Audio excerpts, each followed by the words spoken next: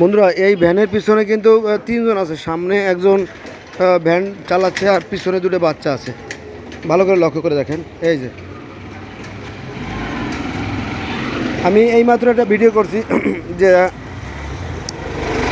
এই যে ময়লাগুলো আমরা ঘর থেকে যে একসঙ্গে আপনার এই যে সবজি, তারপরে পান্তা ভাত, এরপরে অন্য ময়লাগুলো একসাথে মিক্স করে ময়লা তৈরি করে ফেলি। যদি ময়লা তৈরি না করে যদি আমরা এগুলো আলাদাভাবে রাখি, তাহলে আমরা ভাত দিয়ে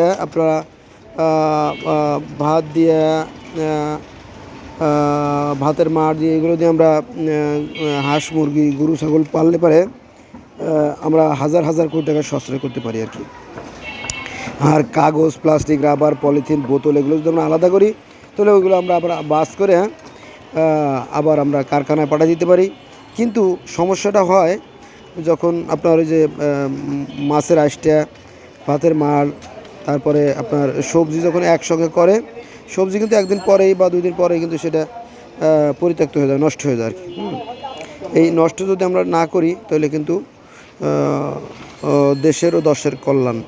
আর এটা আপনার একা হবে না, এটা প্রত্যেকটা নাগরিককেই সচেতন হতে হবে আর কি, নইলে হবে না।